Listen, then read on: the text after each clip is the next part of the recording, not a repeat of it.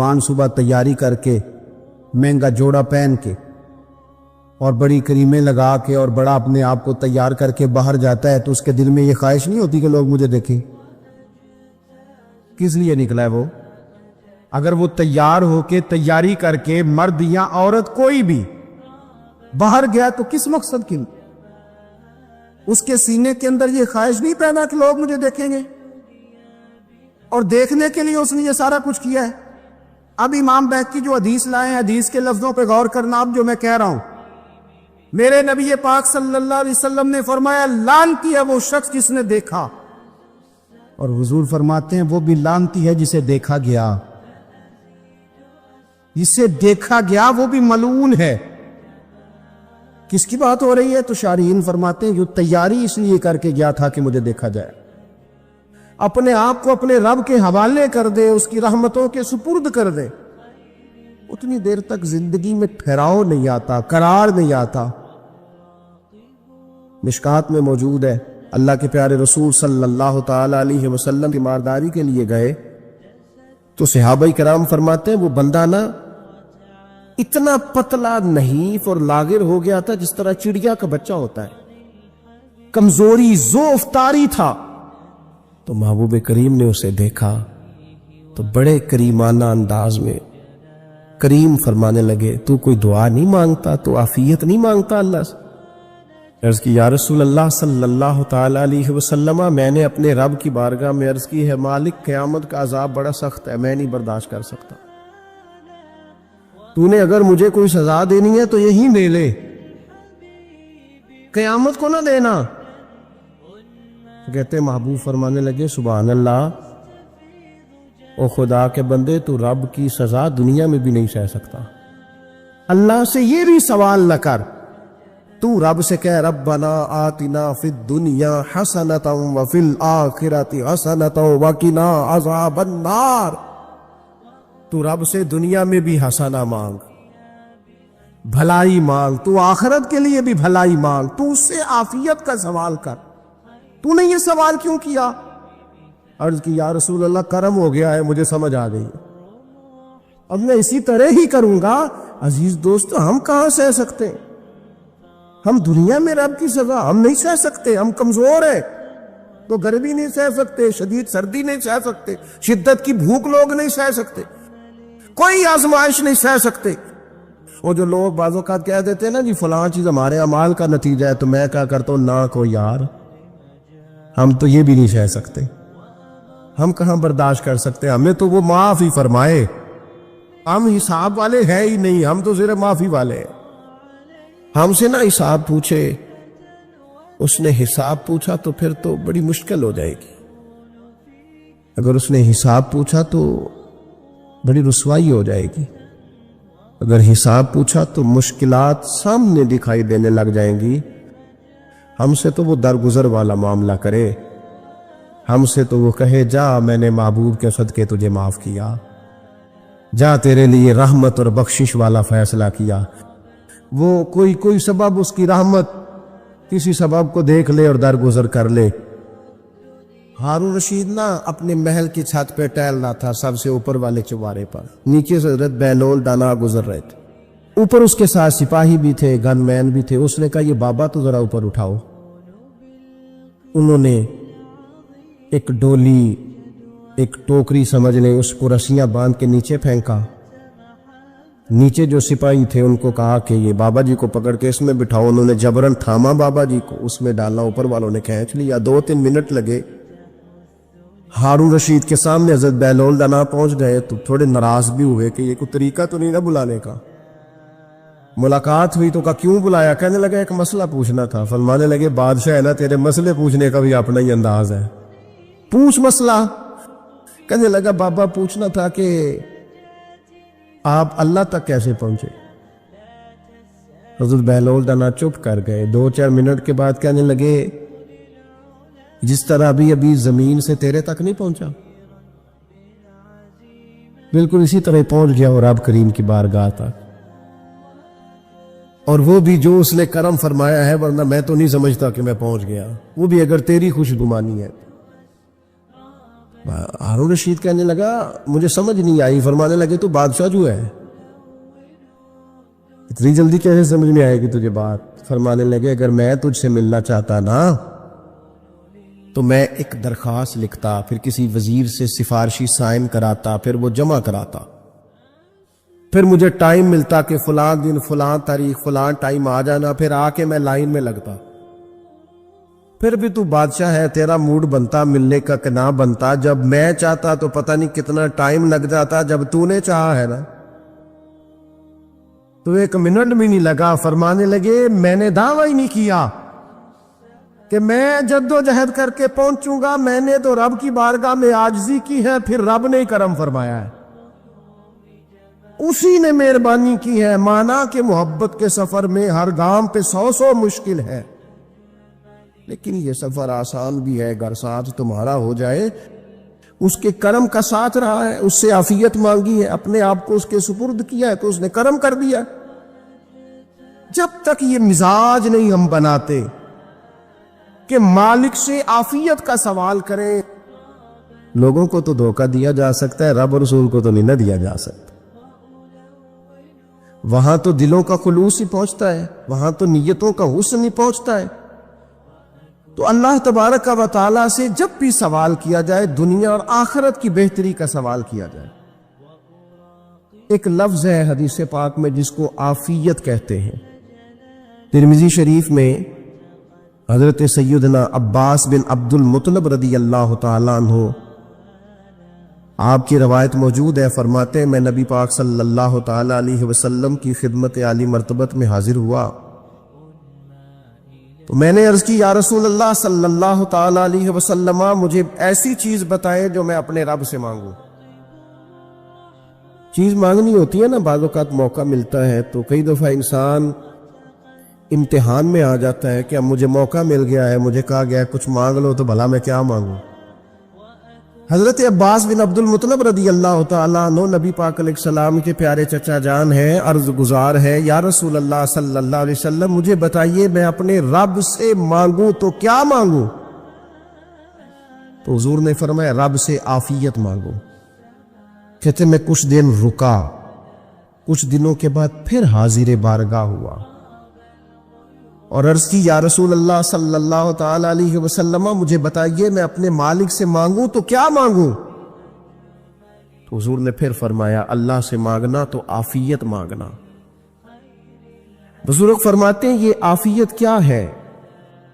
عافیت یہ ہے کہ یا اللہ ظاہری پریشانیاں، باطنی پریشانیاں، اے اللہ ظاہر کے میل کچیل بھی دور ہو جائیں، باطن کے بھی دور ہو جائیں. اے اللہ ہر معاملے میں، ہر آزمائش میں، ہر دکھ میں ہمیں تیری پناہ نصیب ہو جائے. یہ عافیت ہے.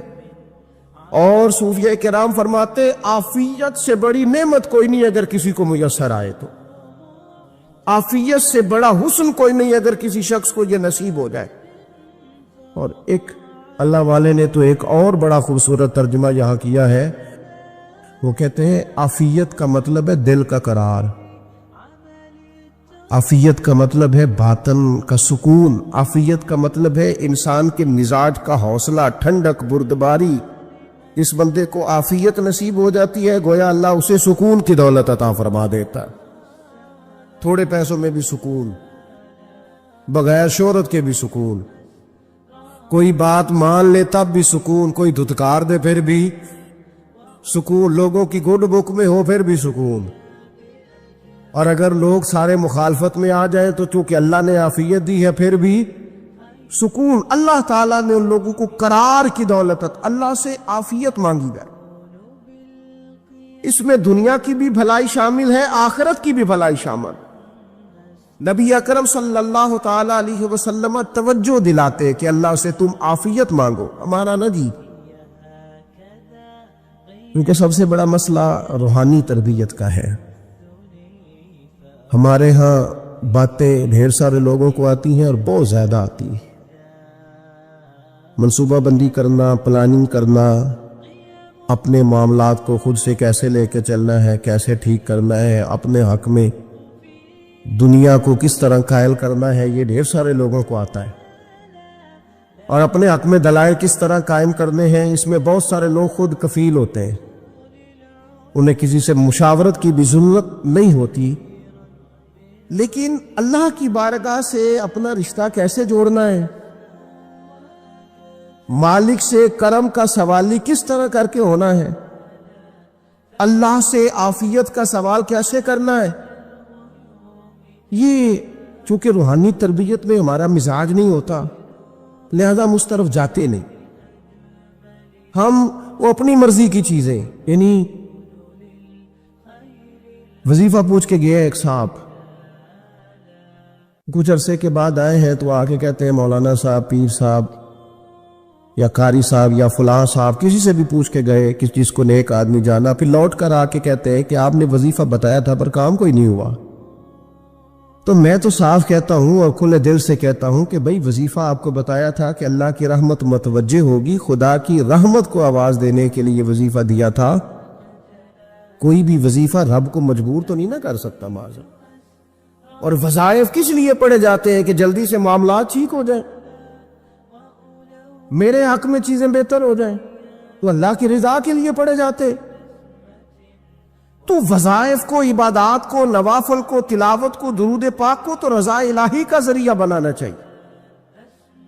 لیکن ہم چونکہ ایک پورا الجھاؤ رکھتے ہیں اپنی دنیا داری کے معاملات سیدھے کرنے، ایک پورا خیر رکھتے ہیں، وہ لوگ ملتے رہتے ہیں مختلف بزرگوں کی نسبت کے تعلق سے، تو بعض جگہوں پہ بعض لوگ بڑے تیز ہوتے ہیں،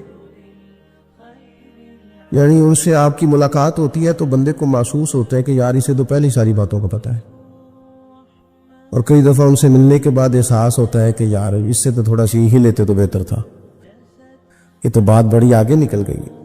سارا پتہ ہوتا ہے، باشعور ہوتے ہیں، لیکن ڈر آتا ہے اللہ سے۔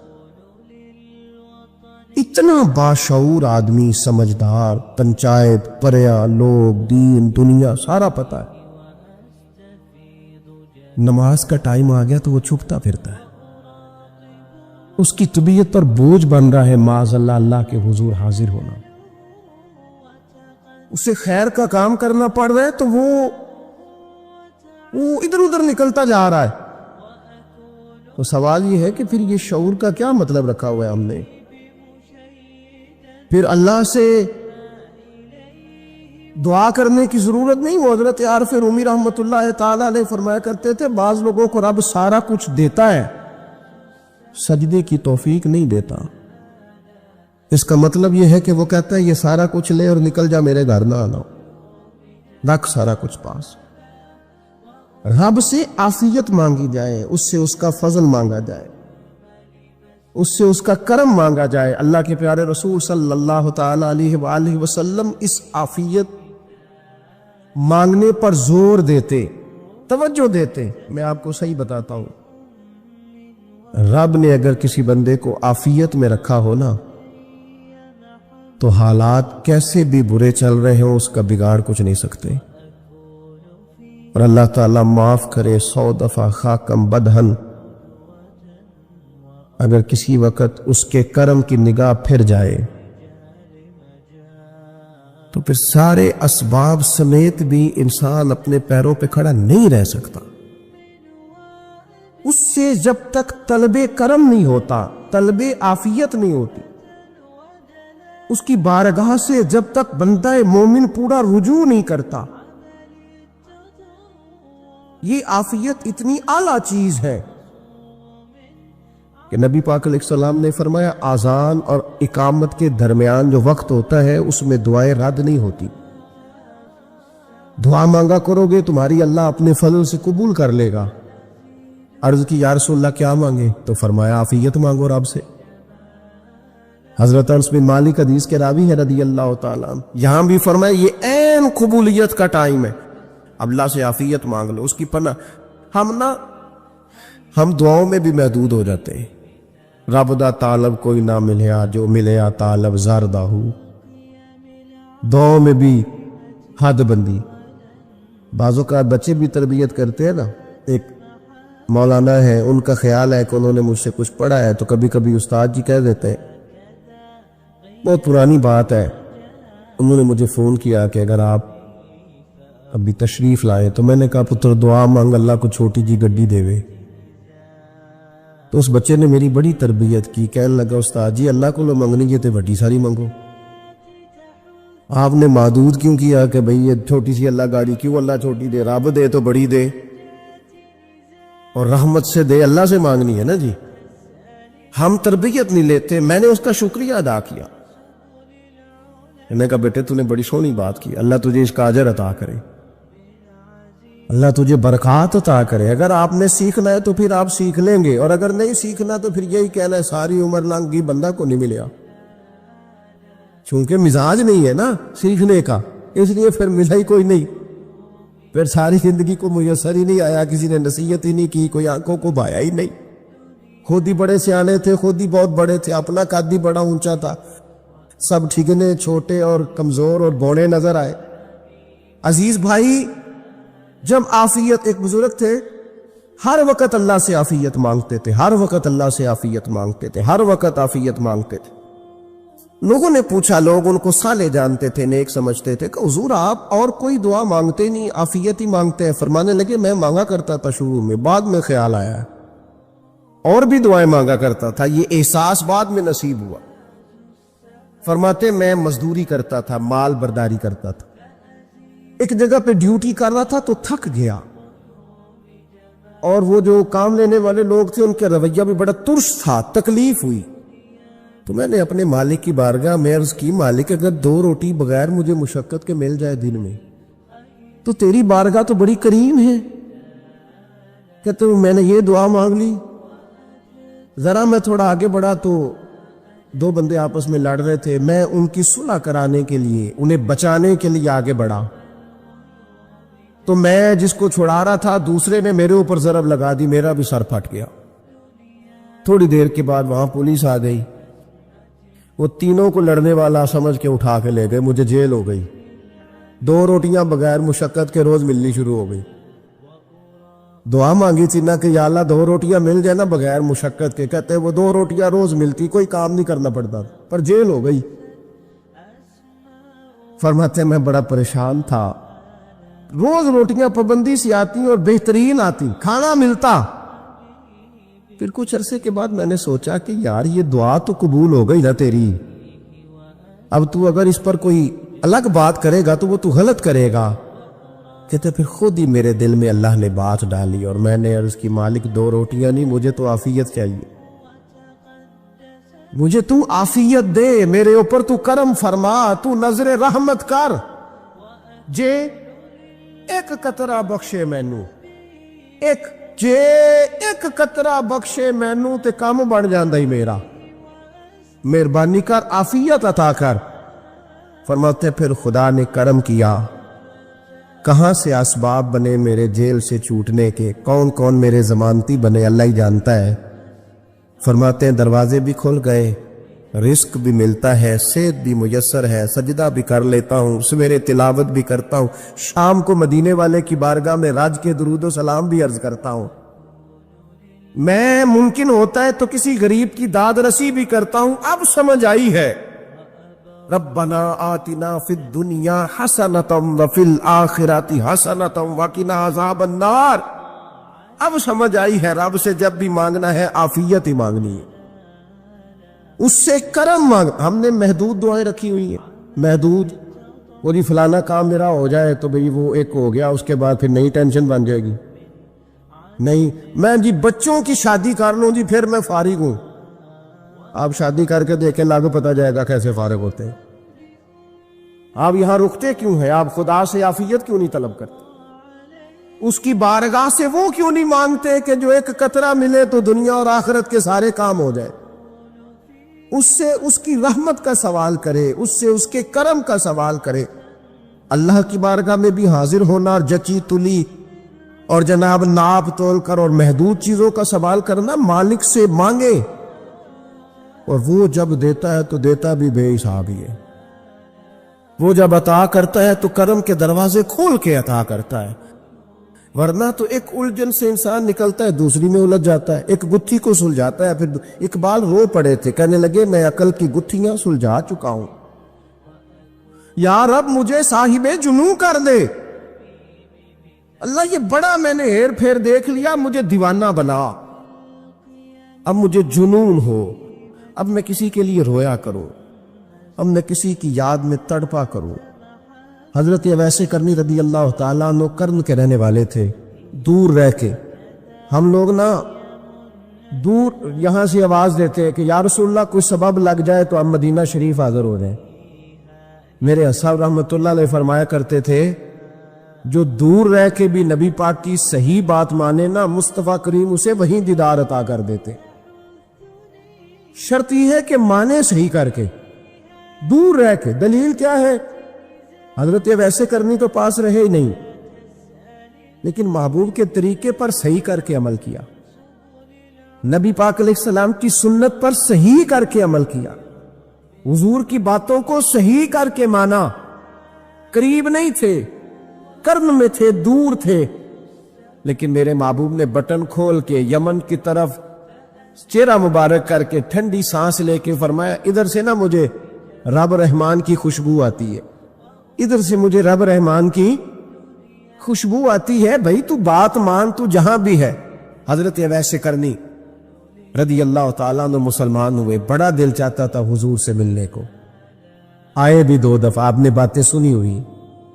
اماں بوڑھی تھی، ایک ادھر دیکھو میری طرف، اماں بوڑھی ہو اور ماں حکم دے دے کہ نبی پاک کے پاس نہیں جانا، ذرا سننا، تو حضرت ویسے کرنی، یہ داتا گان بخش علی اجویری نے لکھا ہے، یہ امام شورانی نے لکھا ہے، یہ تمام ان کے سیرت نگاروں نے لکھا ہے، کہا بیٹے میں کمزور ہوں، مجھے چھوڑ کے نہ جانا، چھوڑ کے نہ جانا۔ ایک دن بڑی منت کی، رو پڑے، اماں نے کہا بیٹا جانا، لیکن اگر حضور گھر نہ ہوئے تو تلاش نہ کرنا، میں فالج زدہ عورت ہوں، اٹھ کے چل نہیں سکتی۔ او بھائی، حضرت اویس کہتے میں نے دروازے پہ دستک دی، یہ امام شورانی کے جملے، سیدہ عائشہ صدیقہ اندر سے بولی کون ہے دروازے پہ؟ کیا لفظ ہے، کیا انداز ہے! آج تو مرید بھی ٹیلی فون کرتا ہے، کہتا ہے پیر صاحب تیار ہو جائے، میں پہنچ رہا ہوں قریب، آ گیا ہوں، ذرا ریڈی ہو جائے۔ حضرت اویس کرنی دروازے پہ کھڑے، کون ہے؟ بڑی عاجزی، بڑی درویشی، کہنے لگے اماں جی ایک فقیر ہوں، یمن کا رہنے والا ہوں، ایک فقیر ہوں، ایک درویش ہوں، یمن سے آیا ہوں، محبوب سے ملنا ہے۔ کہ وہ تو گھر میں حجرے میں تشریف فرما نہیں ہے، باہر دیکھ لو، مسجد میں یا کسی جگہ تلاش کر لو۔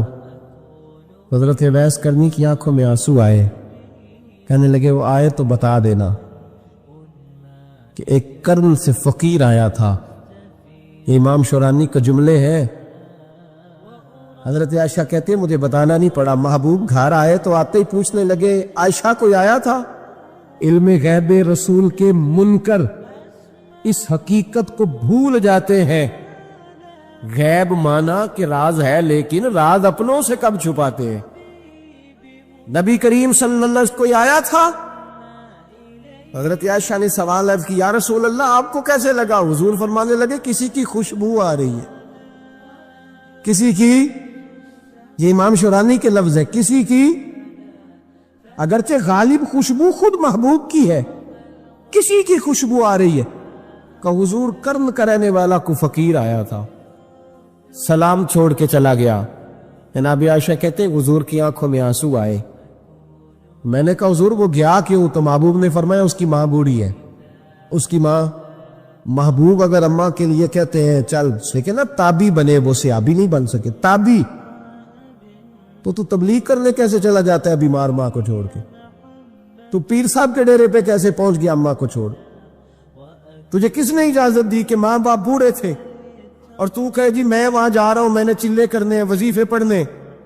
بھئی جب حضرت ویسے کرنی اعلی حضرت امام اہل سنت رحمت اللہ علیہ، آپ نے لکھا ہے کہ وہ جو محبوب کا فرمان ہے نا بخاری مسلم میں، رضا اللہ فی رضا الوالد، فرمایا جس کی والد راضی اس کا اللہ راضی، اور جس کا باپ ناراض اس کا اعلی حضرت فرماتے ہیں 100 ولی، ایک جگہ پہ فرماتے ہیں 1000 ولی ایک طرف بیٹھ کے کہہ دینا کہ یا اللہ اس بندے کو بخش دے، اور اکیلا والد کہہ دینا یا اللہ میرا نافرمان ہے، نہ معاف کرنا۔ تو فرمایا اللہ اس 100 ولی کی نہیں مانتا، والد کی بات مانتا، اس لیے کہ حضور کا فرمان آ گیا باپ راضی ہوگا تو اللہ۔ تو میرے بھائی شریعت ایک حقیقت ہے، اس حقیقت کو سمجھے۔ حضرت اویس کرنی کی زندگی کا ایک پہلو یہ، دوسرا پہلو یہ جو ہے نا بڑی لمبی چوڑی داستانیں، اور بڑا ہمیں شوق ہے تصویروں کا، بڑا شوق ہے۔ آپ یقین کریں میری طرح کے بہت سارے لوگوں کے پوسٹر چھپتے ہیں، بڑی بڑی تصویریں لگی ہوئی ہیں چوکوں میں۔ استقبال سب سے اچھا وہ ہے جو قیامت کے دن ہوگا۔ اگر اس استقبال دیکھیں نا، یہاں ہم سے پہلے لوگوں کے بڑے استقبال ہوئے، پھر بعد میں کیا ہوا؟ چلے گئے وہ لوگ، ہم آ گئے، ہم بھی چلے جائیں گے۔ مٹی دے تے مٹی رہ نہیں، ایویں کا دی بلے بلے، اج مٹی دے اتے بندیا تے کل مٹی دے تھلے۔ حضرت اویس کرنی خیر التابعین ہے، تابعین میں سب سے پہلا نمبر ہے۔ آپ کی سب سے بڑی فضیلت یہ ہے کہ آپ نا، یہ ہم نہ بتاتے بڑا ہیں، گزرتے گزرتے بتا دیتے ہیں کہ میں تہجد گزار بھی ہوں، گزرتے گزرتے بتا دیتے ہیں کہ مسجد کی جو ٹائلیں ہیں نا وہ میں نے لگوائی ہیں۔ بس کوئی بندہ مل جائے صحیح جس کو ہم کرامتے سنا سکیں۔ میرے جیسے مولوی صاحب بھی بتاتے ہیں، کہتے ہیں جب میرے جیسے اچھے لوگوں کی وہی بتاتے ہیں، جب میں مسجد میں آیا تھا تو 30 بچے تھے، اب پورے 80 ہیں۔ وہی بتاتے ہیں 1.5 صف ہوتی تھی نمازیوں کی، اب بھائی چھوڑو، اگر بچے پڑھاؤ گے تو اللہ راضی ہوگا۔ کو بتانے کی بات ہے، ذکر کرنے کی بات، یہ اللہ رسول کا راز ہے، اس کا ذکر نہیں کیا جاتا۔ خواجہ اویس کرنی رضی اللہ تعالی اپنے آپ کو چھپا کے رکھا ساری زندگی۔ اماں جب انتقال کر گئی نا خواجہ اویس کرنی کی، والد پہلے جا چکے تھے، والدہ انتقال کر گئی تو کسی ایک جگہ ٹھکانہ نہیں رکھا حضرت اویس کرنی۔ میری باتوں کی سمجھ آ رہی ہے آپ حضرات؟ کیوں بھلا یہ کئی دفعہ جو نعرے شارے ہوتے ہیں یہ بڑی خرابی کر جاتے، اصل کام رہ جاتا ہے۔ دست بوسی کرنے والے کئی دفعہ اتنا دور لے جاتے ہیں کہ انسان کے اپنے وظائف پیچھے رہ جاتے، کئی دفعہ مشکلات ہوتی۔ اس لیے صوفیاء میں ایک ملامتی گروہ ہے، ملامتی، داتا صاحب نے اس کو لکھا ہے، اور اس کا تذکرہ قرآن نے کیا، یجاہدون فی سبیل اللہ ولا یخافون لومۃ لائم۔ فرمایا اللہ کے کچھ بندے ایسے ہیں جو اللہ کے راستے میں جہاد کرتے ہیں، اور جب لوگ انہیں برا کہتے ہیں تو اس کی پرواہ نہیں کرتے۔ ملامتی گروہ جو کہتے ہیں کہ لوگ اگر تھوڑا سا ہم سے الرجی کریں گے تو ہو سکتا ہے، دیکھیں نا جب آپ کو کوئی برا کہتا ہے تو نفس دبتا ہے، کہتا ہے تو کچھ بھی نہیں۔ حضرت باجزید بستامی سلطان العارفین رحمت اللہ تعالی علیہ فرماتے رمضان شریف کا مہینہ تھا تو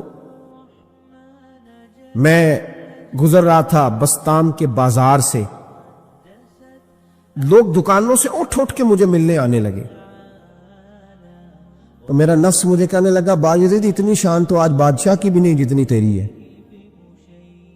کہ کاروبار چھوڑ کے تو نہیں آتا۔ کہتے ہیں اسی لمحے وہ جو میری روحانی ترقی تھی وہ روک گئی، میں پریشان ہو گیا کہ میں نے لوگوں کی تعریفوں کو بڑا سمجھ لیا۔ کہتے ہیں کھجوریں تھی ریڈی، پتہ رمضان میں کھجوریں بڑی بکتی ہیں، کہتے ہیں میں آگے بڑھا، لوگ سلامیں لے رہے تھے، ایک کھجور اٹھا کے نہ کھائی نہیں، اٹھا کے نہ منہ میں رکھ لی، صرف منہ میں۔ لوگ کہنے لگے دفع کرو، یہ بھی کوئی بندہ ہے جس نے روزہ ہی نہیں رکھا پیر ہو کے۔ کہتے لوگوں نے ملامت کی تو میرا نفس کچلا گیا۔ جب کوئی آپ کو برا کہتا ہے نا، پھر جو سجدے میں رونے کا مزہ آتا ہے، وہ تعریف کے وقت سجدہ ہوتا ہے کبھی؟ اقبال کہنے لگے نہ بچا بچا کے تو رکھ اسے، تیرا آئینہ ہے وہ آئینہ، یہ شکستہ ہو تو عزیز تر ہے نگاہ آئینہ ساز میں۔ فرماتے میں کھل کے رویا اللہ کی بارگاہ میں، بندے سارے۔ بابا بلے شاہ صاحب فرماتے ایک دن میرا بھی دل کیا تھا کہ میں اعتکاف کروں پر قصور سے نکل جاؤں، کچھ پیر کہہ کے ہاتھ چومتے ہیں، کچھ سید کہہ کے۔ فرمانے لگے اٹھ بلے آ، چل اوتھے وسیے، اور جتھے وس دینی سارے ہی انے، نہ کوئی ساڈی ذات پچھانے تے نہ کوئی سانو منے، چلو چلے وہاں جا کے بیٹھتے۔ حضرت اویس کرنی کا یہ کمال رہا، کمال رہا۔ اس طرح حضرت بایزید نے کھجور رکھ لی، لوگ برا کہنے لگے، چھوڑ کے چلے گئے۔ فرماتے جو مزہ اس دن سجدوں میں آیا نا، تھوڑا آگے جا کے میں نے کھجور باہر نکال دی، روزہ بھی نہیں ٹوٹا۔ میرا خادم کہنے لگا حضور یہ کیا کیا؟ فرمانے لگے رب کے قریب ہونے کا ایک طریقہ اختیار کیا ہے، یہ بھی ایک طریقہ ہے اس کے قریب ہونے کا۔ صاحبو حضرت بایزید چھپے رہے۔ داتا صاحب نے لکھا ہے ایک اور تابعی تھے حضرت حرم بن حیان ان کا نام، وہ کہتے میرے دل میں تڑپ لگ گئی کہ حضرت اویس کرنی سے ملوں۔ میں یمن آیا ملنے، جب ان کی والدہ کا انتقال ہوا تو ایک جگہ رہتے نہیں تھے، کبھی یمن، کبھی کوفے، کبھی کہیں کبھی کہیں۔ حضرت حرم بن حیان کہتے ہیں میں حضرت اویس کرنی کو ڈھونڈتے ڈھونڈتے، توجہ ہے میری بات پر، میری طرف دیکھیں، کہتے ہیں میں نے مہینوں کا سفر کیا۔ آپ نے بھی کبھی کیا ہے مرشد ڈھونڈنے کے لیے؟ گھر بہ کے آکھی انہوں نے کوئی کامل نہیں رہا، ساریاں دکانداریاں۔ بھئی تو گیا کہاں ہے؟ تو کہاں گیا ہے؟ گھر بیٹھے فیصلہ کر لیا تو نے؟ تو کہاں نکلا ہے؟ جو نکلتے ہیں نا انہیں تو رب کریم کا قرب بھی نصیب ہو جاتا ہے۔ تو نکلا ہی نہیں، تو نے گھر بیٹھے ہی فیصلہ کر سارے غلط ہے، یہ ہو ہی نہیں سکتا سارے غلط ہو۔ اس لیے کہ صحیح بخاری میں معبود کا فرمان موجود ہے، نبی کریم علیہ السلام نے فرمایا میری امت کبھی گمراہی پر جمع ہو ہی نہیں سکتی، تھوڑے لوگ برے ہوں گے، سارے برے ہو سکتے؟ یہ تو ہم نے ایک دوسرے پہ تنقید کر کے لوگوں کو برا کہا، جو اچھے تھے وہ بھی ہماری تنقید کے پیچھے چھپ گئے، ورنہ ایسی کوئی بات، بڑی بڑی خیر موجود ہے دنیا، بڑی بڑی خیر۔ حضرت حرم بن حیان کہتے ہیں میں جناب اویس کرنی کو ڈھونڈنے نکلا، تو ان کو ڈھونڈتے ڈھونڈتے میں پہلے یمن گیا۔ لوگوں سے میں نے کہا اویس، کہنے لگے چھوڑو وہ تو دیوانہ ہے۔ اور داتا صاحب نے یہ لفظ لکھے ہیں، لفظ دیکھنا یہ بڑا مزہ دیں گے آپ کو جملے۔ داتا صاحب کہتے ہیں جب حضرت حرم بن حیان نے پوچھا نا اویس کرنی، تو کہا وہ تو دیوانہ ہے، مجنون ہے، پاگل ہے معاذ اللہ۔ وہ کیوں؟ کیا تم نے دیکھ لیا؟ کہنے لگے جب دنیا روتی ہے تو وہ ہنستا ہے، جب دنیا رو رہی ہوتی ہے تو وہ ہنستا ہے، اور جب لوگ ہنستے ہیں تو وہ روتا ہے۔ عجیب اس کا انداز ہے، وہ تو دیوانہ سا آدمی ہے اور عجیب بندہ ہے، عجیب شخص ہے وہ۔ روڑی سے جو لوگ چھلکے پھینک دیتے ہیں وہ کٹھے کرتا ہے، روڑی سے۔ اٹھو بلیا چل اتھے وسیے جتھے بس دینی سارے ینے، نہ کوئی ساڈی ذات پچھاڑے تے نہ کوئی سانو منے۔ کہتے ہیں چھلکے اٹھا کے دھو کے کھا لیتا ہے، اور پھر لوگ جو کپڑا پہننے کے قابل نہیں رہتا لوگ اسے پھینک دیتے ہیں، وہ ٹاکیاں جمع کر کے ان کو سیتا رہتا ہے، ان کا لباس بناتا ہے۔ کوئی روٹی پکی پکائی دیتا ہے تو پسند نہیں کرتا، قبول نہیں کرتا۔ اس سے ملنے آئے ہو تو حرم بن حیان کہنے لگے وہ بھی ذرا جدا سا ہے تو میری بھی تلاش ذرا جدا سی ہے، میں بھی ذرا جدا سے آدمی کو ملنے آیا ہوں۔ کہنے لگے اس کا گھر بھی کوئی نہیں اپنا، کبھی یہاں ہوتا ہے تو کبھی ڈھونڈ لو تم بھی۔ حرم بن حیان کہتے ہیں میں نے ایک شخص کی منت کی، میں نے کہا بتا دے کہیں دیکھا ہے تو۔ کہنے لگا وہ کرن سے کوفے چلے گئے۔ کہتے میں کرن سے کوفے آیا، ایک بندے سے پھر پوچھا، لوگ کہنے لگے چھوڑ وہ ٹکتا نہیں تو تو نے مل کے کیا کرنا ہے؟ کہتے میں نے پوچھا بتاؤ تو صحیح کہاں ہے؟ وہ کہنے لگے وہ تم سنا ہے حج کرنے چلے گئے، ایام حج ہے۔ کہتے میں حج پہ چلا گیا، ساری دنیا ملی پر اویس کرنی نہیں ملے۔ پوچھا بھئی کسی نے دیکھا ہے؟ تو ایک شخص کہنے لگا میں نے دیکھا ہے، پر جتنا میں اس کے پیچھے دوڑتا تھا وہ اتنا آگے دوڑتا تھا۔ کہاں گئے؟ کہ مدینہ شریف چلے گئے۔ کہتے میں مدینے آیا تو ملے وہاں بھی کوئی نہیں۔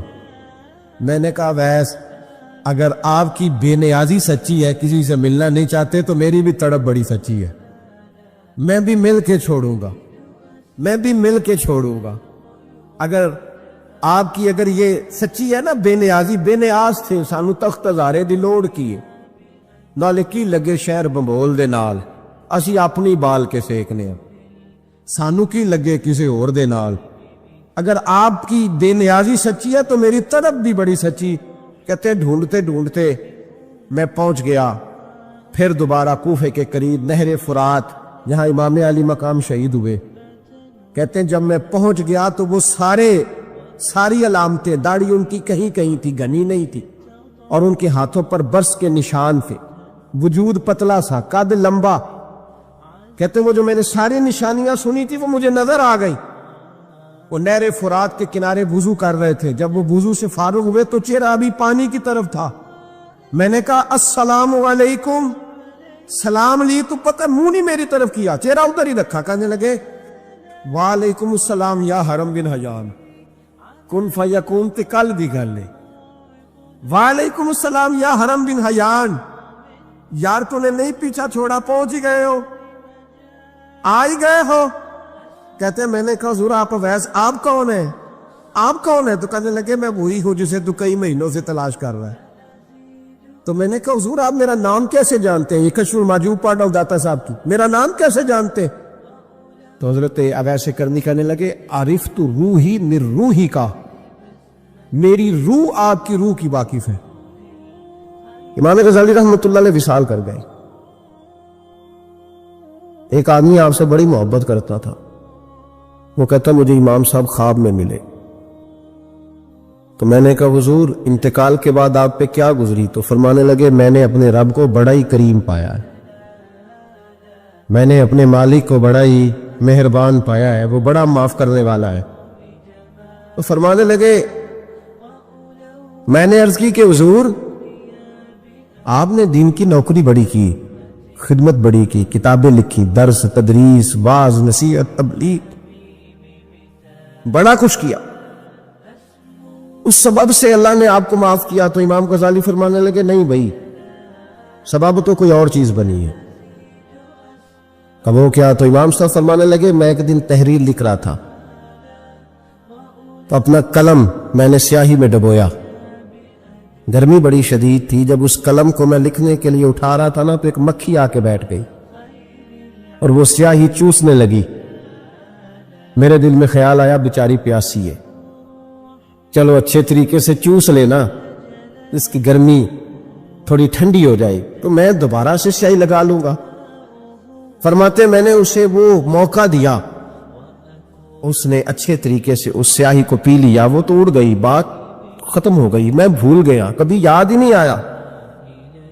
فرماتے ہیں جب میرا حساب ہونے لگا تو مالک کونین نے پوچھا غزالی وہ جو مکھی پہ رحم کیا تھا تو تیرا اس سے کیا لالچ تھا؟ کیا لالچ تھا؟ نہ تو اس کا کوئی ووٹ بینک تھا، نہ تیرے کام آ سکتی تھی، نہ وہ کوئی ڈیوٹی کر سکتی تھی، نہ تیرے کوئی وہ تیری تعریف کر سکتی. اس بے زبان سے کیا لالچ تھا؟ کیوں موقع دیا؟ امام غزالی فرمانے لگے مولا تیری مخلوق سمجھ کے، اللہ تیری مخلوق سمجھ کے. تو رب کریم نے فرمایا تو میری مخلوق پہ رحم کرے تو میں تیرے اوپر رحم نہ کروں؟ کھول دو جنت کے دروازے، میں نے غزالی کو بے حساب جنت عطا فرما دی. بھائی شرط یہ ہے کہ تو دیکھ تو صحیح، کبھی تو نے رحم کھایا؟ تو نے کبھی توجہ کی ہے؟ ہمارے دائیں بائیں اتنے زیادہ دکھ نہیں جتنے زیادہ ہم لوگ ہیں، اتنے دکھ نہیں جتنے ہم ہیں. اگر تھوڑا سا غور کر، آپ یقین کریں ہماری گفتگو ہماری ذات سے شروع ہوتی ہے اور ختم بھی ہماری ذات پر ہی ہوتی ہے. او بھائی تو صرف اپنے آپ کو سجانے سنوارنے جو میرے ذہن میں آیا، اور یہ جو ہمارے تعلقات ہیں نا دنیا میں، یہ بھی ہم نے اپنی ذات کے لیے رکھے ہوئے. یہاں تو سلام اس سے لوگ لیتے ہیں جس سے کوئی کام پڑتا ہے، یہاں تو 2 4 5 رشتے اس لیے رکھے ہوئے ہیں کہ کبھی کوئی مصیبت آ گئی تو کام آئیں. کچھ تعلقات اس لیے تو غریب کو دوست بھی نہیں ملتا، اس لیے کہ اس سے کسی کو کام کیا پڑے گا. لوگوں نے شناسائی بھی ان لوگوں سے رکھی ہوئی ہے جن سے کچھ نہ کچھ ان کے ذاتی مفادات ہو. بس دل نرم ہوتا ہے نا، انسان کا دل نرم ہوتا ہے، تو وہ یہ نہ سمجھے کہ ایک آدمی کا دل نرم ہوا ہے، وہ سمجھے کہ پورے معاشرے پہ اللہ مہربان ہو گئے. اسلام کے اندر اجر و ثواب 2 طرح کا ہے، ایک بہتر ہے، ایک بہترین ہے. آپ نے کسی سے قرض لینا ہو تو اس کو مہلت دینا بہتر ہے اور معاف کر دینا بہترین ہے، کسی شخص نے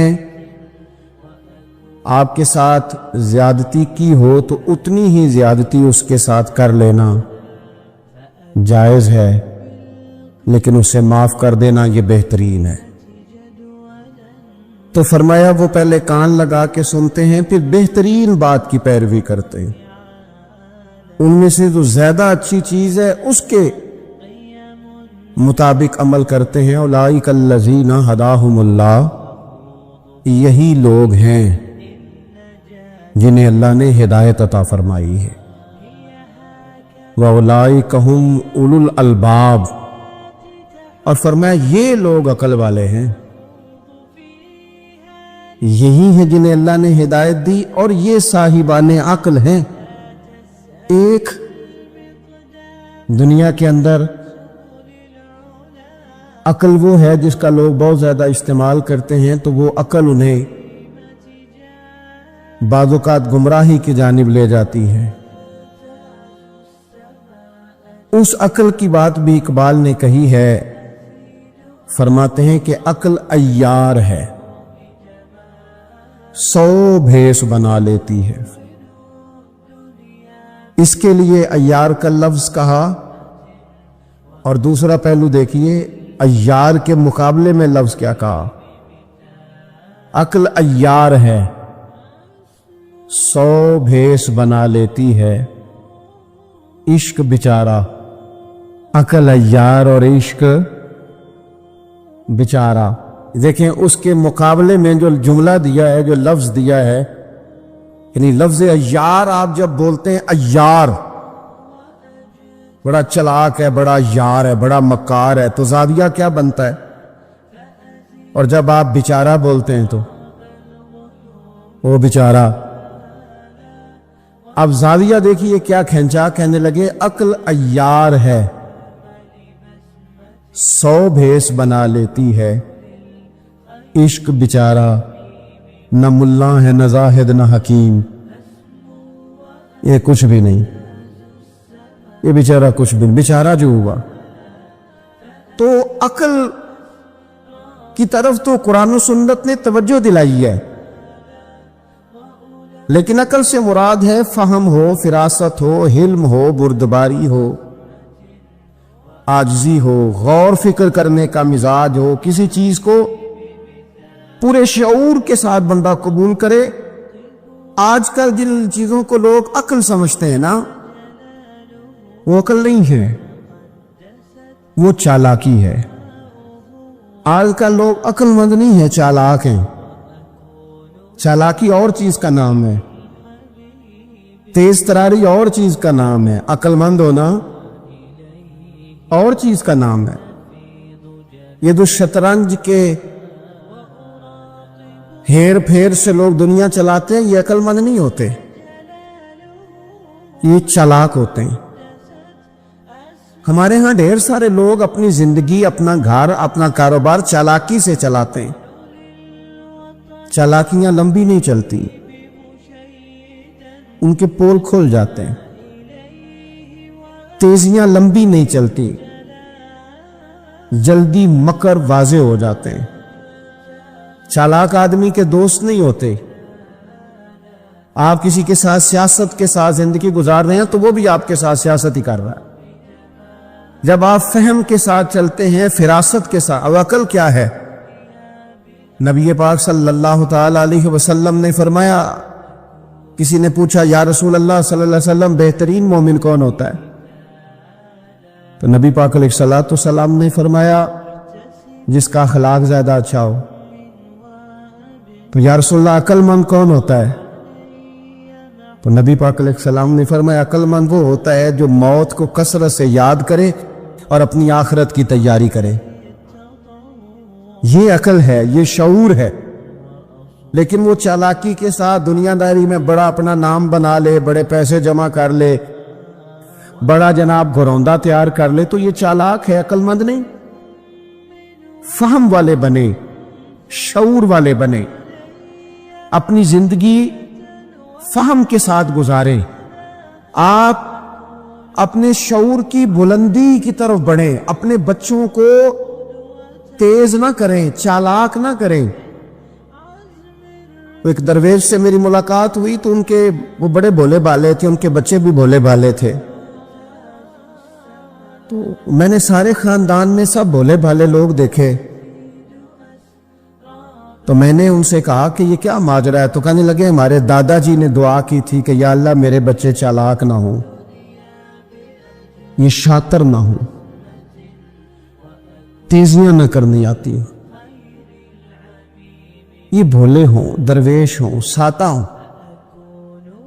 اولاد شعور تیز تراک ہو جائے نا، چالاک شاطر ہو جائیں، تو وہ تو ماں باپ کو بھی روز کوئی نہ کوئی کہانی سناتے ہیں، وہ تو اپنے دائیں بائیں بھی کوئی نہ کوئی نیا قصہ ہی بیان کرتے ہیں. عقل مند بنے، شعور والا انہیں بنائیں، انہیں اچھے برے کی تمیز سکھائیں.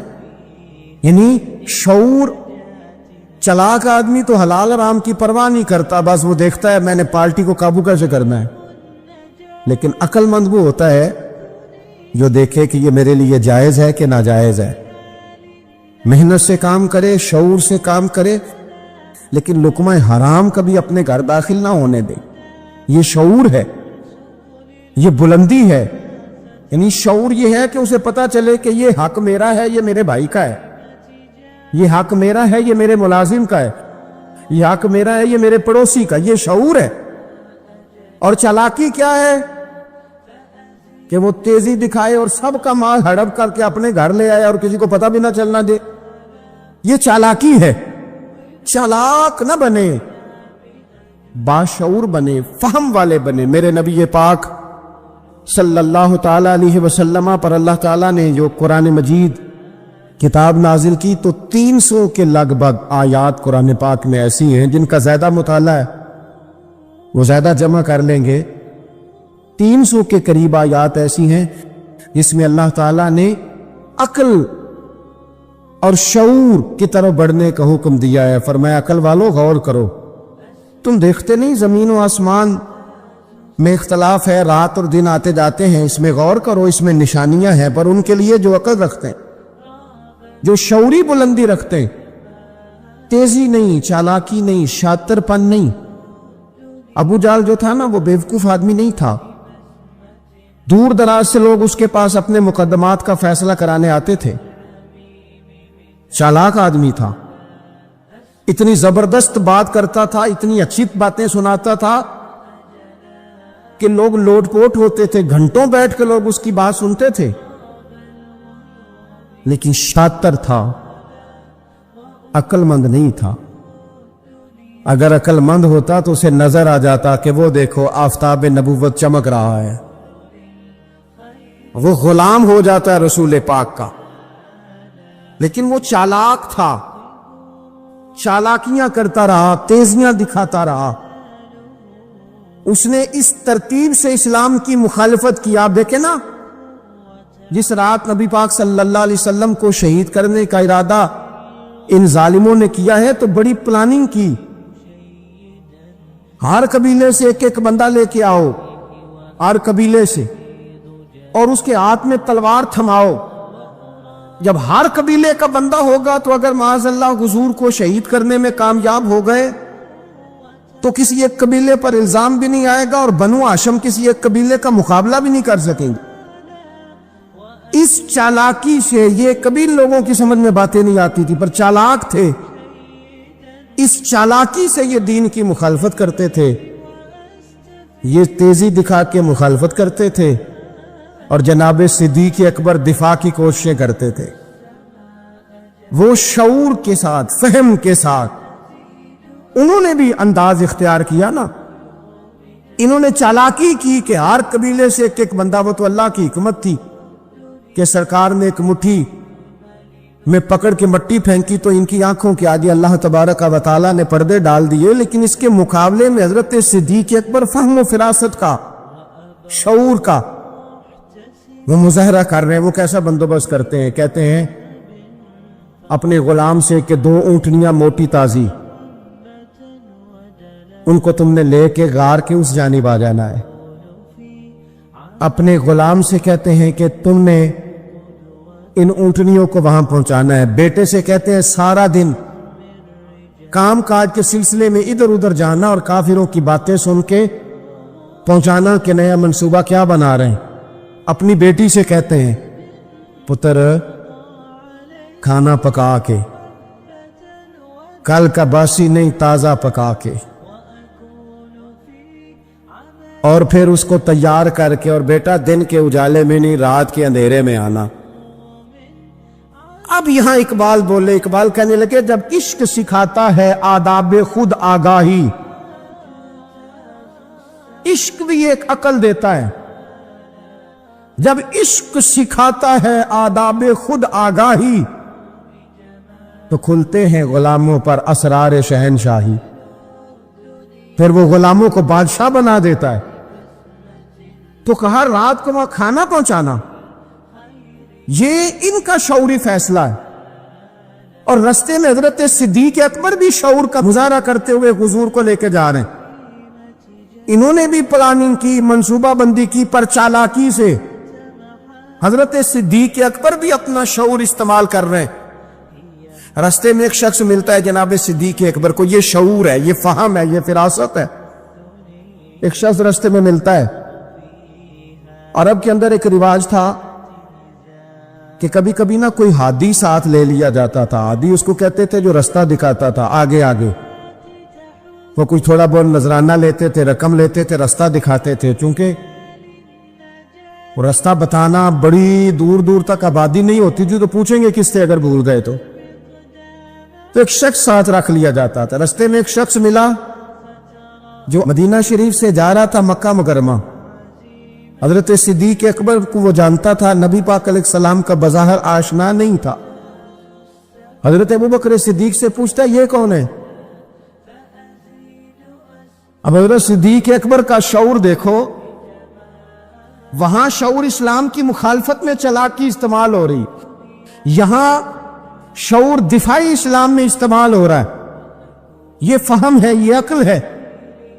حضرت صدیق اکبر رضی اللہ تعالیٰ عنہ فوراً سوچنے لگے، فرمانے لگے اگر حضور کا نام بتا دیا یہ تو جاتے ہی فوراً ان کو بتائے گا کہ میں نے نبی پاک کو جاتے دیکھا ہے. وہ کہنے لگے کون ہے؟ آپ سوچ میں پڑ گئے یہ کون ہے؟ تو حضرت صدیق اکبر نظریں جھکا کے، ہاتھ باندھ کے حضور کی طرف چہرہ موڑ کے کہنے لگے یہ میرے ہادی ہیں، یہ مجھے رستہ دکھاتے ہیں. اب وہ کچے مزاج کا تھا نا، وہ سمجھا مکے سے مدینے کا رستہ دکھاتے. حضرت صدیق اکبر بتا رہے تھے کہ مجھے جنت کا رستہ دکھاتے ہیں، رب کی معرفت کا رستہ دکھاتے ہیں. یہ بھی شعور ہے جب عشق سکھاتا ہے آداب خود آگاہی. پھر کھلتے ہیں غلاموں پر اسرار شہنشاہی. عطار ہو، رومی ہو، رازی ہو، غزالی ہو، کچھ ہاتھ نہیں آتا بے آہ سحر گاہی. عجیب بھائی، آپ اپنا شعور اگر صحیح جگہ استعمال کریں تو فہم بن جائے گا، فراست بن جائے گا، فائدہ مند ہو جائے گا. لیکن نہیں، چالاکی کی طرف لوگ بڑھنے لگے، پتے پھینکنے لگے، کہانیاں سنانے لگے. کون سا ایشو ہے جس کو آج اٹھایا جائے؟ کون سی بات ہے جس کا پراپوگنڈا کر کے اپنے آپ کو مشہور کیا جائے؟ کیا ہے جو سوسائٹی میں پھینکی جائے بات تو لوگ توجہ کریں گے ہماری سیاسی جماعت کی طرف؟ کیا اس طرح کا ماحول بنایا جائے؟ کس طرح کر کے پیچ و تاب کیا جائے؟ کس طرح کر کے لوگ توڑے جائیں؟ کس طرح بنائے جائیں؟ نہیں، اس طرح لوگ کمزور ہو جاتے ہیں. اس طرح شعور نہیں رہتا قوموں کے پاس. میرے نبی پاک صلی اللہ علیہ وسلم کے پاس عبد القیس کا وفد آیا تھا. تو جو عبد القیس ان کا سردار تھا، نبی پاک صلی اللہ تعالی علیہ وسلم کی خدمت میں جب وہ حاضر ہوئے، لاؤبالی فیصلے نہ کریں، فیصلے زندگی میں سوچ کے کریں. آپ کسی بھی چیز کے سربراہ ہیں، آپ مسجد کے صدر ہیں یا قبیلے والے آپ سے فیصلہ کراتے ہیں، یا کسی جماعت کو لیڈ کرتے ہیں، یا خاندان والے آپ کو بڑا سمجھتے ہیں، یا کوئی آدمی آپ کو دینی تعارف سے پہچانتا ہے، تو فہم کے ساتھ، دانائی کے ساتھ، حکمت کے ساتھ آپ اس کو لے کے چلیں. نبی پاک صلی اللہ تعالی علیہ وسلم نے وفد عبد القیس کے سربراہ سے کہا تھا کہ تمہارے اندر دو خصلتیں ہیں، دو عادتیں تمہارے اندر ایسی ہیں جنہیں اللہ بڑا ہی پسند کرتا ہے۔ یا رسول اللہ کون کون سی؟ فرمایا ایک تو تم عقل والے ہو اور دوسرا بردبار ہو، حلم والے ہو۔ تم جذباتی فیصلے نہیں کرتے، تمہارے اندر بردباری ہے، ٹھہراؤ ہے۔ یہ دو باتیں، تمہاری سمجھداری اور تمہارا ٹھہراؤ، یہ اللہ کو بڑا ہی پسند ہے۔ بڑی جذباتی باتیں لوگ کرتے ہیں، بڑا گھروں کے اندر ماحول خوفناک ہو جاتا ہے، قبیلوں میں ماحول خوفناک ہو جاتا ہے، جماعتوں میں خوفناک ہو جاتا ہے۔ بڑے شعور کے ساتھ مسلمان کو آگے بڑھنے کی ضرورت ہے۔ یہ جو مسلمانوں نے فتح یابی حاصل کی ہے نا بڑی ساری جگہوں پہ، اللہ تبارک و تعالیٰ نے مسلمانوں کو کامیابیاں دی۔ مسلمان اپنی تعداد کی قلت کے باوجود، اسلحے کی قلت کے باوجود بڑی جگہوں پہ کامیاب رہے۔ اللہ تبارک و تعالیٰ نے انہیں بڑا سارا نوازا۔ تو اس کے اندر بھی قرآن مجید کی سورہ انفال جب ہم دیکھتے ہیں تو اللہ تبارک و تعالیٰ نے وہاں ارشاد فرمایا کہ مسلمان 100 ہوتا ہے اور وہ صبر کرتا ہے تو وہ 200 کا مقابلہ کرتا ہے۔ 1000 ہوتا ہے وہ صبر کرتا ہے اور مقابلہ 2000 کا کرتا ہے مسلمان۔ کیوں بھلا؟ اس لیے کہ سورہ انفال میں رب فرماتے ہیں کافر وہ قوم ہے کہ قوم اللہ یعقلون، وہ قوم تو ہیں پر ان کے پاس عقل کوئی نہیں۔ وہ چڑھ دوڑتے ہیں کہ مار دیں گے، مر جائیں گے، آج انہیں ختم کر کے رہیں گے۔ وہ شعور کے ساتھ میدان میں نہیں آتے۔ لیکن نبی پاک صلی اللہ علیہ وسلم جب اپنے لوگوں کو لے کے جاتے تھے، حضور انہیں سمجھاتے تھے، صف بندی کرتے تھے۔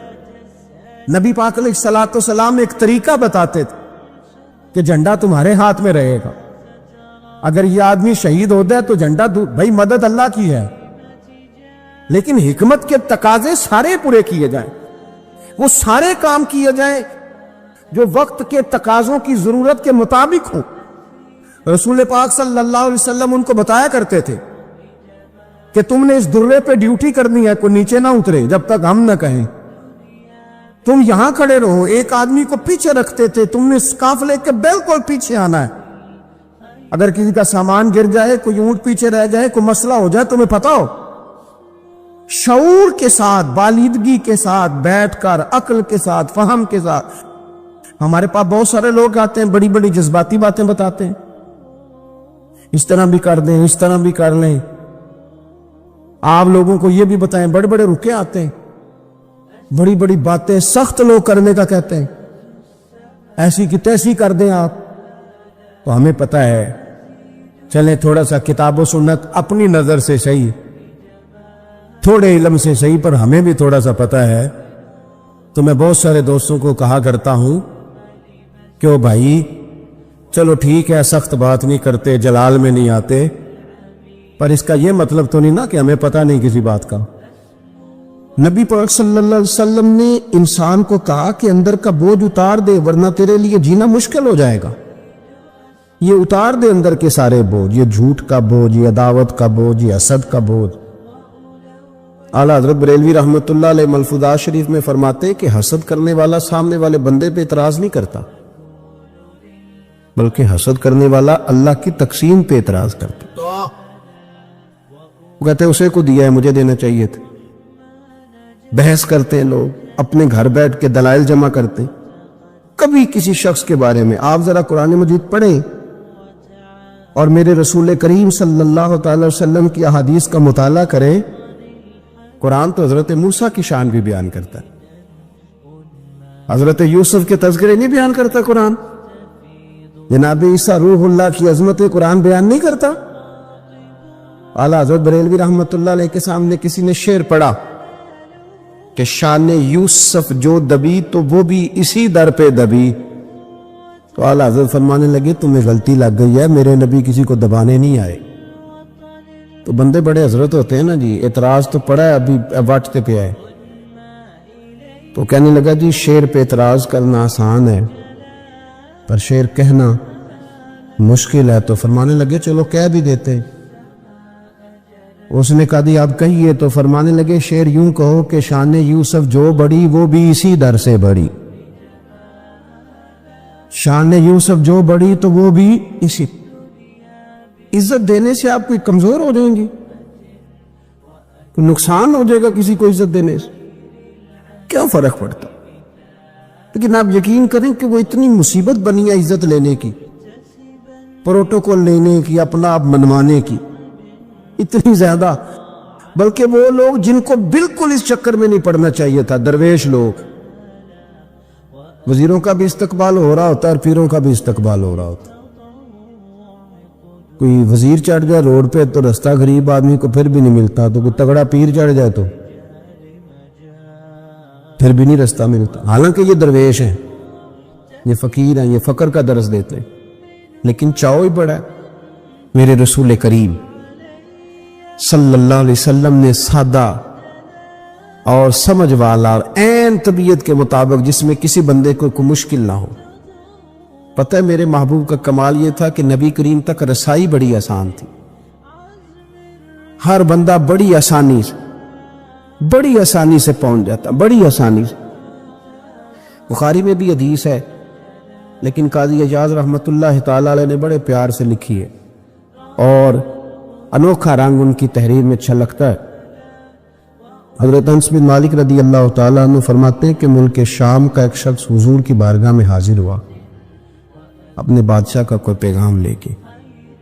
غریب آدمی نا ویسے ہی طبعاً ہی تھوڑا سا مایوس ہوتا ہے، ڈر رہا ہوتا ہے، وہ سہما ہوا ہوتا ہے، لیکن حالات کے سہمے ہوئے لوگوں کو بتا دو، حالات بدل جاتے ہیں، ایک جیسے نہیں رہتے۔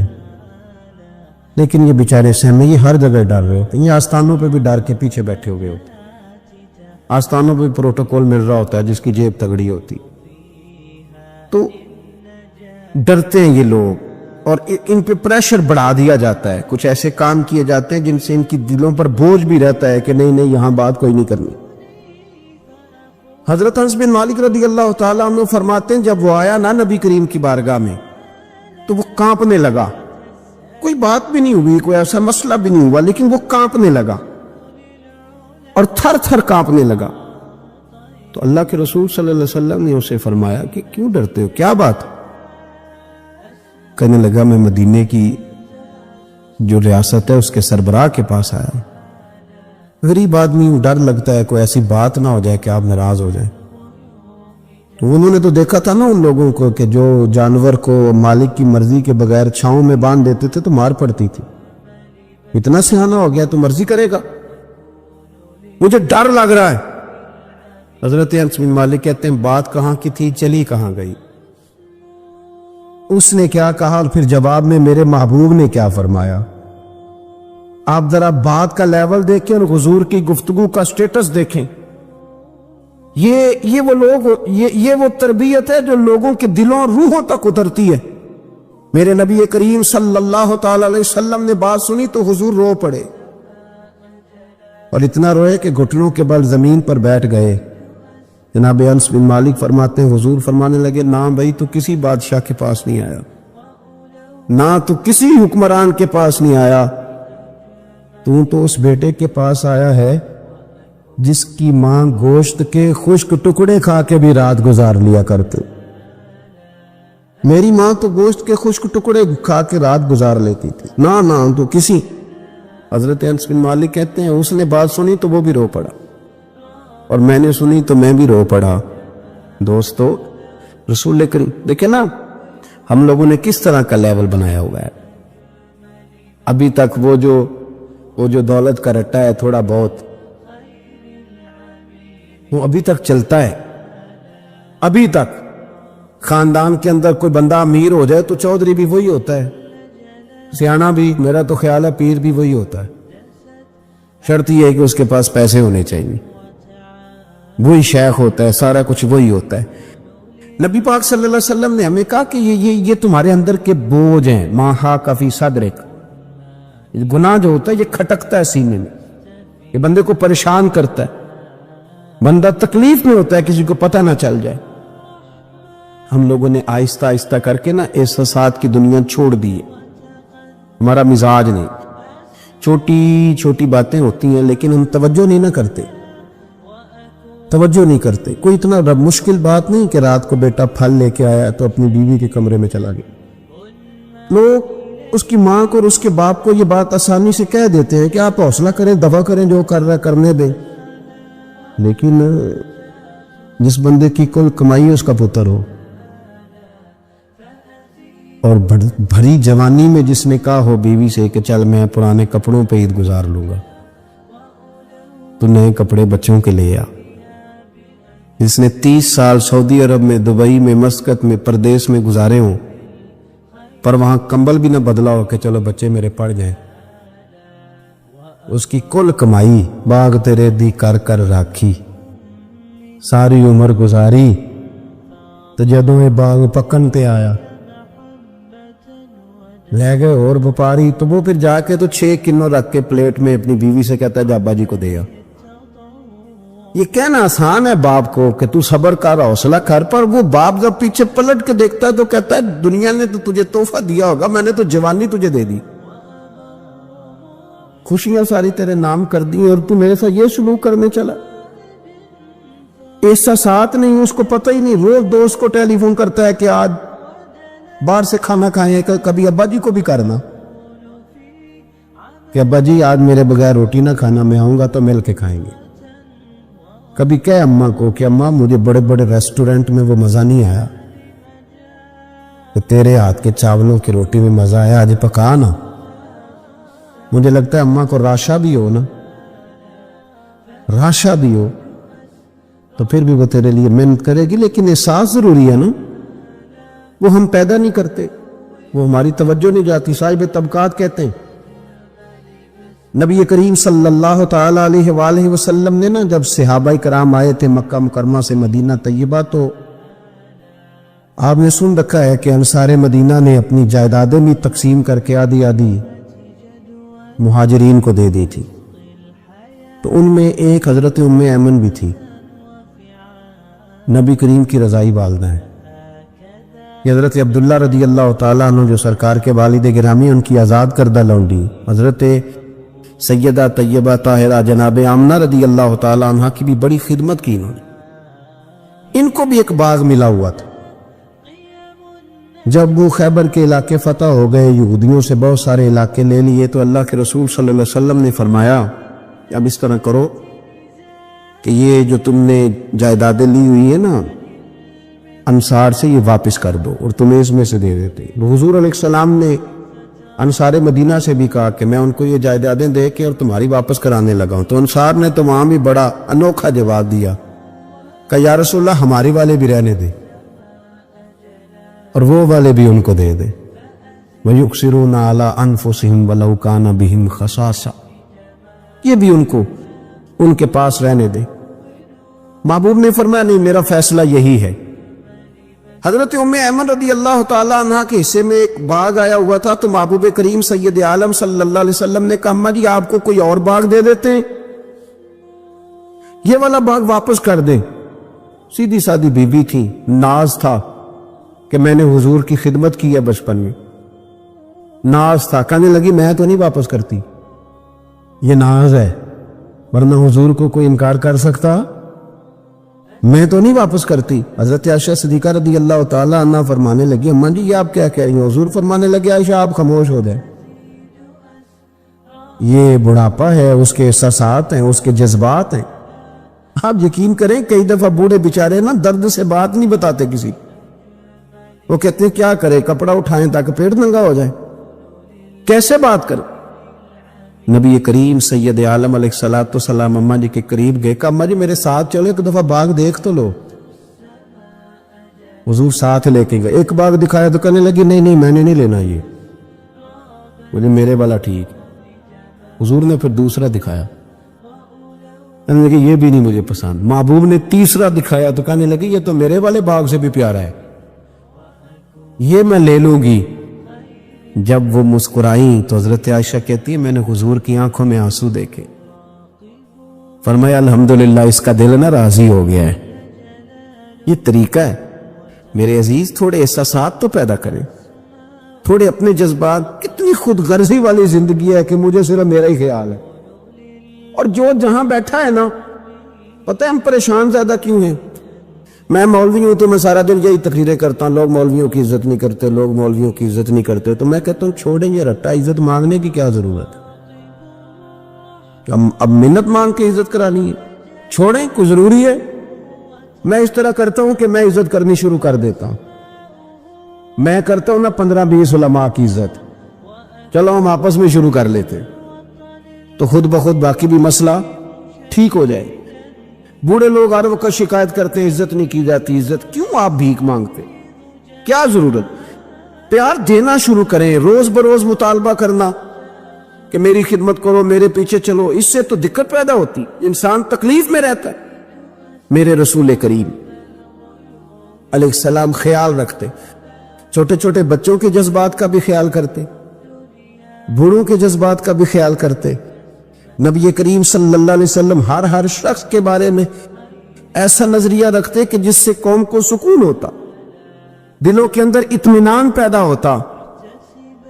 اٹھ فریدہ ستیا، جھاڑو دے مسیت، تو ستے تے رب جاگدا، تیری ڈاڈے نال پرید. اٹھ فریدہ ستیا تے خلقت ویکھن جا، متے کوئی مل جائی بخشیا تے تو بھی بخشیا جا. آخر دعوائی ان الحمد.